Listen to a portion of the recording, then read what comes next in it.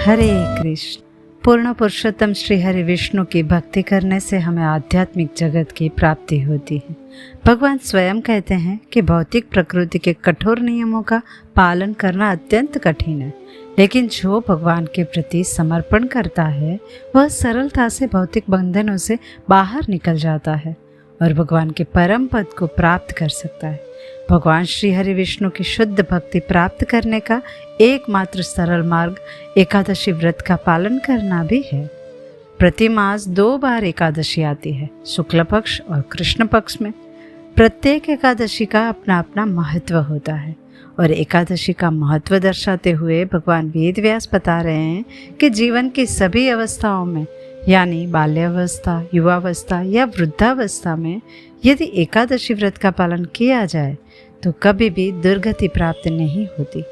इसीलिए एकादशी व्रत का पालन हमें अवश्य करना चाहिए।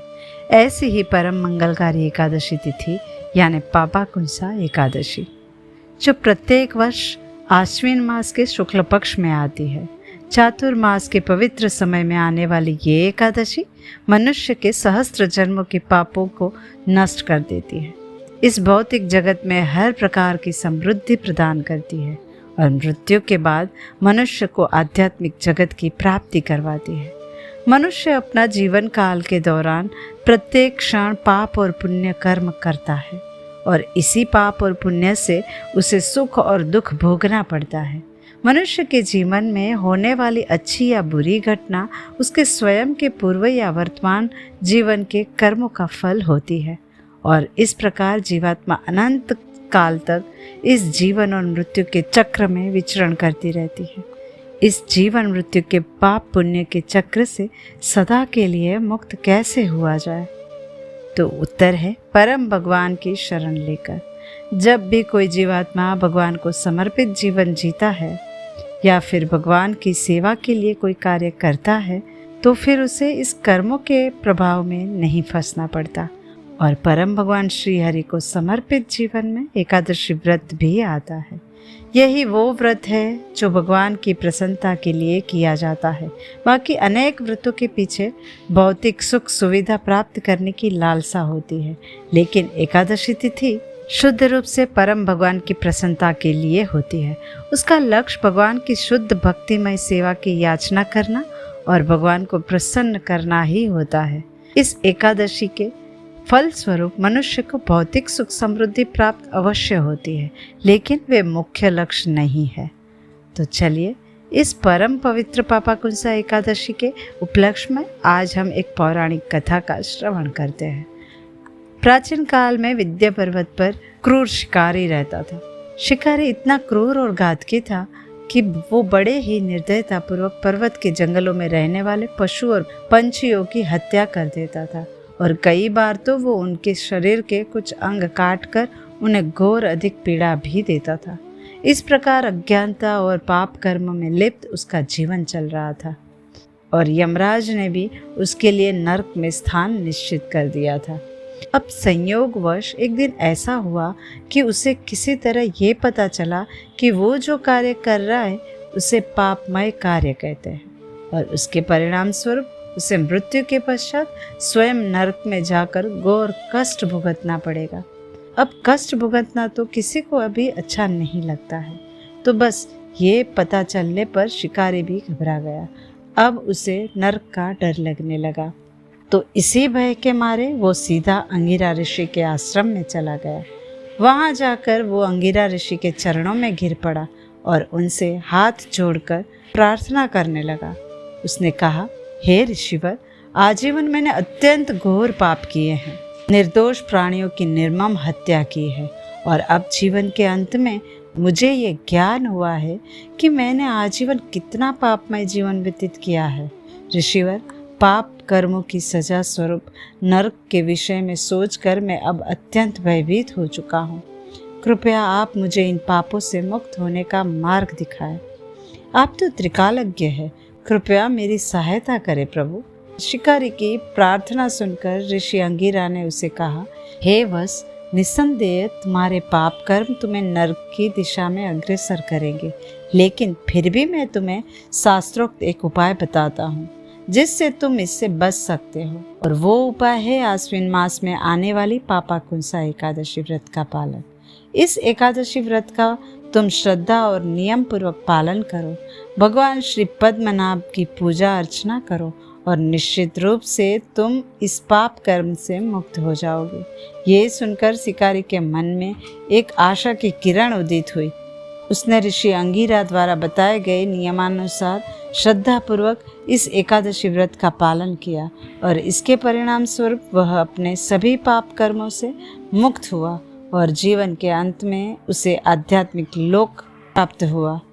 तो इस प्रकार एक सामान्य शिकारी भी जीवन के पाप कर्मों के बंधन से मुक्त हो पाया, मात्र पापाकुंसा एकादशी का श्रद्धा और नियम पूर्वक पालन करने से। इस एकादशी का महत्व बताते हुए एक समय भगवान श्री कृष्ण ने युधिष्ठिर महाराज से कहा, हे पांडव ज्येष्ठ, इस पृथ्वी पर भगवान श्री हरि के पवित्र नामों का उच्चारण मात्र करने से व्यक्ति को समस्त तीर्थों का फल प्राप्त होता है, और ये नाम उच्चारण यदि एकादशी के दिन किया जाए फिर तो उसे कभी भी यमलोक के दर्शन नहीं करने पड़ते। इतना ही नहीं, मनुष्य 100 अश्वमेध यज्ञ और 100 राजसूय यज्ञ करता है, तब जाकर जो उसे पुण्य फल प्राप्त होता है उसकी तुलना पापाकुंसा एकादशी से अर्जित पुण्य फल के 16वें भाग से भी नहीं की जा सकती। इतना पुण्य फल प्रदान करने वाली है ये एकादशी। जब तक व्यक्ति भगवान पद्मनाभ के इस पवित्र दिन पर एकादशी व्रत का पालन नहीं करता, तब तक वो पापमय रहता है और उसके पूर्व जन्म के पाप उसका पीछा नहीं छोड़ते। जो व्यक्ति इस एकादशी का नियम पूर्वक पालन करता है, रात्रि में जागरण, श्री हरि कथा का श्रवण, कीर्तन और सेवा करता है, उसे भगवान श्री विष्णु के परम धाम की प्राप्ति होती है। और इतना ही नहीं, उसके माता की ओर से 10 पीढ़ी, पिता की ओर से 10 पीढ़ी और पत्नी या पति की ओर से पूर्व 10 पीढ़ियों का उद्धार हो जाता है। पापाकुंसा एकादशी के महिमा का वर्णन करते हुए भगवान आगे कहते हैं कि हे नृपश्रेष्ठ, कोई भी मनुष्य चाहे वो किसी भी जाति, लिंग या आयु का हो, लेकिन अगर वो निष्ठापूर्वक मुझे प्रिय इस व्रत का पालन करता है, वह समस्त पापों से मुक्त हो जाता है और अंत में वो मेरे परम धाम को प्राप्त करता है। इसमें कोई संशय नहीं है। विशेषकर इस एकादशी के दिन जो दरिद्र व्यक्ति है उसे अपनी क्षमता अनुसार कुछ ना कुछ दान अवश्य देना चाहिए। हम सब श्री कृष्ण के मित्र सुदामा की कथा जानते हैं। वे इतने निर्धन थे, लेकिन फिर भी वे अपने मित्र को भेंट देने के लिए तांदूल लेकर गए। यहाँ प्रश्न वस्तु है या नहीं है उसका नहीं है, प्रश्न ये है कि क्या हमारे अंदर देने की इच्छा है। तो इतना निर्धन तो कोई नहीं होता कि व्यक्ति एक चावल का दाना भी ना दे पाए।